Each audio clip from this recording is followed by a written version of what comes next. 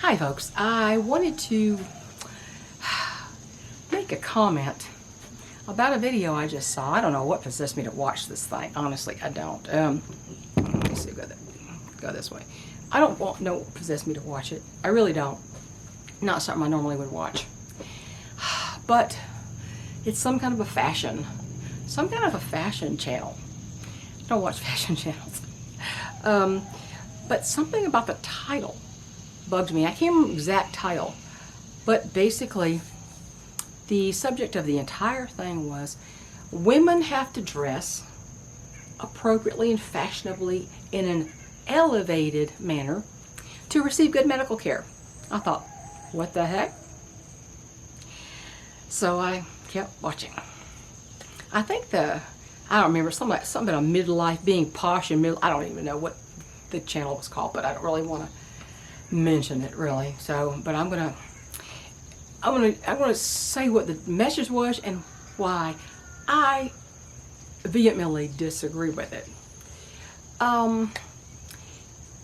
According to this woman, Miss Fashionista, you will be treated differently if you don't dress in an elevated manner for the doctor visit. To me, that's an outrageous idea. And I held my tongue a little bit in my comment for the most part because it's my policy not to really rant on somebody else's video. But unless it's the media, I do that all day long. But I want to address this notion that she put forth in this video. And I was kind of flabbergasted because I'd never heard anything about that. Now, remind you, we're not talking about being clean. We're not even talking about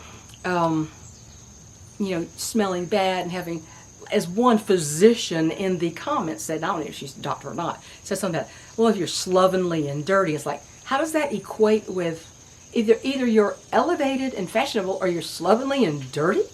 What are you talking about? So here's the rant. Bear with me, and I hope you understand my meaning. I'm pretty sure most of the women on here will. I'm almost 69 years old. You know that. I make no bones about that. I've never hidden my age from anybody. You can't ask a woman her age. Well, you don't have to ask me, I'll tell you. I will not dress for a doctor that I rarely see. I run a homestead. I care for a disabled veteran husband. I have chickens, I grow gardens. I'm out in the sun and the fresh air a lot of time during every day, no matter what the season is. And I wear what I have. Now, I've lost a lot of weight over the last, I don't know, it's been a long battle, but I precipitously lost weight over the last 7-8 years. Most of my clothing, I don't know what you think of it, hangs on me. It's very big. It's much bigger. But there's nothing wrong with it. Around here on the homestead, there's nothing wrong with that. It's big, it's loose. It makes me look, somebody probably wouldn't even know how small I actually am by looking at what I'm wearing, because it's huge. It's a tent on a lot of these t-shirts that I have for summer, and sweaters for winter too. I think the other ones from last winter are not going to fit me that well. They're going to be way too big. But after eating for the last 6 years, being ketogenic, then ketovore, and then mostly carnivore, except in the summer when I throw a few blueberries in my mouth off the bush, and then I might eat slices of tomato on my beef patty. I'm pretty much carnivore. And after all those years of eating animal-based and eliminating all the carbs, or almost all the carbs, I don't have to fight with the weight. It fluctuates up and down 2 or 3 pounds and back down, and just kind of depends. That's why I don't even weigh myself except once in a blue moon, because I used to get triggered by that number, and I don't do that. But anyway, I wear the clothes that I have around the homestead especially, and I, whether they're too big or not, and they're not worn out, so they're headed that way. But anyway, I have short filed nails. Occasionally I'll put on nail polish, but around here it doesn't last for more than a day because I've got wire everywhere, and I'm always scraping the nails on something or whatever, and they are chipped in a day or so. And it doesn't really, it's too much effort for not much reward, especially when I rarely see anyone. you know, actual polish probably wouldn't survive my usual day. And I don't own a dress. I know people go, what? I want to make sure I've got all my points here. Because it was a fairly long video that she put out, and I want to make sure I didn't forget any points I wanted to address. I don't own a dress. I used to. I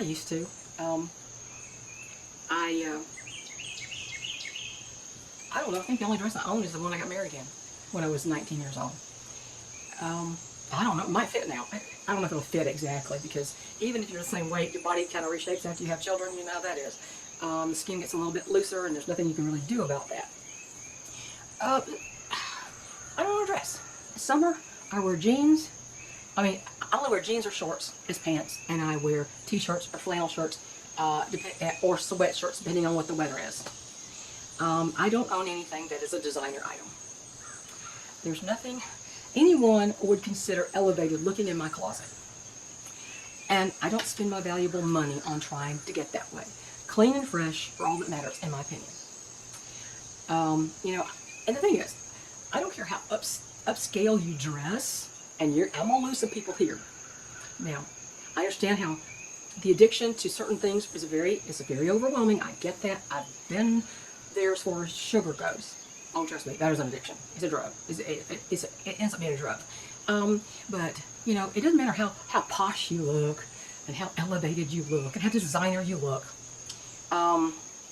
If you smoke, it ruins it all, because it's in your hair, it's on your clothes, it's on your breath, and it exudes through your skin, through the pores, just like overconsumption of sugar does.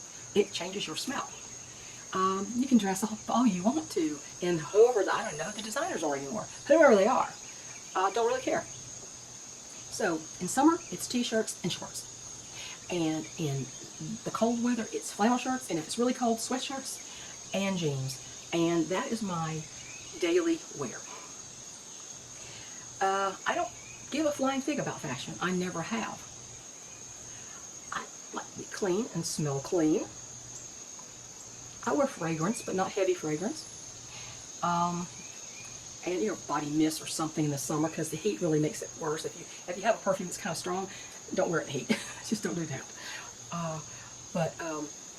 You know, if it can't be bought at Walmart or some other discount store, I just don't buy it.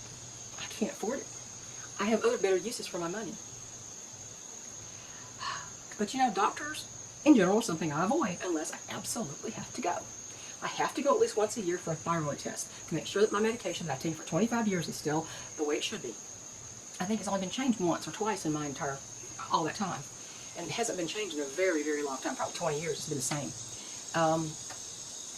But when I go, I dress for the hot-natured person that I am in the summer. Yeah, t-shirts and shorts. And, you know, clean, decent, not ragged. And the only shoes I own are running shoes and boots, some form of boots. That's it.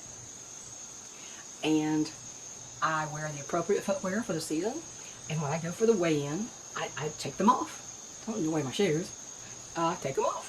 And I'm consistent about that. But I don't wear anything. It's either running shoes or it's boots. That's it. I don't wear loafers. I don't wear flats. I don't wear flip-flops. I can't do that. I have ruined my feet with some kind of cheap shoes over the years. I've worn better ones lately. That are more supportive ones when I can afford it. I buy when I can afford, right? And a lot of times I couldn't afford anything. They were talking about, well, you need to, if you wear jewelry, just make sure you don't wear a lot of jewelry. Jewelry to go to the doctor, because they have to listen to your heart and they have to take, tests and all. And I was thinking, well, that's not fashion. That's just practicality for the situation. But you're talking about fashion, lady. You're talking about upscale, elevated. Those are the words I kept hearing. Upscale, elevated. Carry a purse. It doesn't have to be designer, but it should look designer. For the doctor? What are you talking about? Somebody has very skewed priorities, and yeah. But as far as shoes, I meant to say, I've quit wearing anything else besides running shoes or boots, because honestly, I just can't. It's not easy for me to find shoes that support. I have wide toe box. It has to be wide at the toe box and not as wide at the back. So it's even wide width doesn't always help.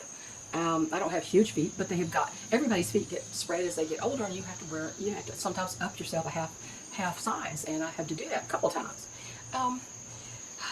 But seeing as how I literally have one managed condition, hypothyroidism, and generally, except for this last thing when she wanted to test vitamin D levels 3 times, I don't, even that was like every 6 months, I don't go once a year.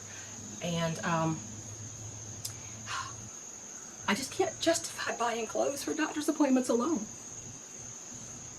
So if the doctor judges my clothes because I'm on a fixed income and I wear what I can afford while they rake in the big bucks, to me, they have low character and lack compassion. But remember, we're talking about clean. We're talking about not shredded up. Maybe they say sell cut shredded jeans. I mean, come on, they sell those things on purpose. But wear decent, clean, together clothing. It doesn't have to be designer anything. But I don't smoke. I keep clean and smelling nice for my appointments. I do wear fragrance every day because I like it for myself. If fashion is the price for appropriate health care, I'll pass. Besides, I don't want to criticize my current doctor. I like her. She's not pushy. She doesn't try to convince me that everything I'm doing is wrong. She's overweight, considerably overweight, and doesn't dress fashionably. Most overweight people who maybe are very bottom heavy or very top heavy, they don't always have the most fashionable clothes anyway, because they don't like to make them in bigger sizes. But my female doctor doesn't dress fashionably. Very nice woman. I can't see her judging me by my practical clothing. If I feel I'm being mistreated, I'll speak up. If you think you're being dissed or mistreated or ignored, speak up. Don't kowtow to somebody else's idea of fashionable and elevated, whatever the heck that means. You know, I know the video was probably well-meaning, and it's not a criticism of the video itself exactly, but all this does to me is illustrate shallow thinking among professionals, people in part of the medical providers network. I mean, I also say I'm sorry, but I'm not sorry. I'm not sorry. I'm not sorry. This perceived attitude of these providers about the way I look, as far as my dress, as well as the idea that we have to pigeonhole ourselves to conform to it, rubs me the wrong way entirely. Actually, what this woman said is, she says, it's just a fact of life, and I understand it's a bias. It's a fact of life. So if we dress nicely, we counteract that. I'm like, did you just hear yourself? When you dress nicely and when you try to get your elevated clothes for your doctor's appointment, if you don't normally wear them, no, you're buying into it and you're supporting their idea that you're better somehow and deserve better care because you have money to dress nicely. I'm sorry. Not sorry. Sorry, not sorry. I say that a lot. Sorry, not sorry. So, you know, and I said, well, you know, I may have to address this on my own channel soon, in my comment, which is about frugal living, purposeful living, and intentional living, and homesteading in the older years especially. I'd hope by this age, by someone my age, I would hope most women have quit being concerned with the opinions of others about all the shoulds.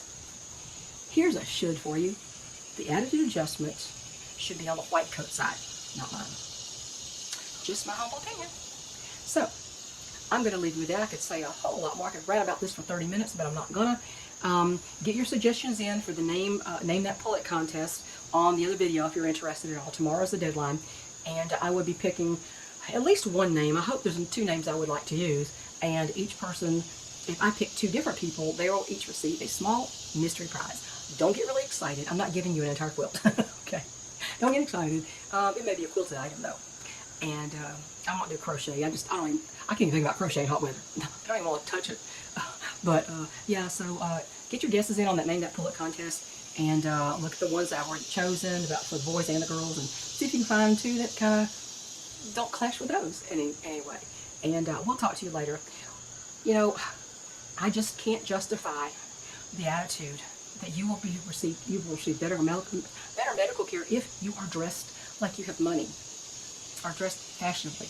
Like I said, if it ain't at Walmart or some discount store, I don't buy it. It's not prudent. It's not right, and it's frivolous and shallow to think that that's the way you have to dress. to get decent care. Bye, y'all. Have a good day. Let me know what you think. As usual, please obey my rules on the channel. No lecturing, no talking down, no calling names. You know, whatever you want to, your opinion about that's fine. I have no problem with people dressing nice, but to say you have to dress nicely, really nicely, like, to me, upscale and elevated means expensive. What I think is expensive is probably not what you think is expensive.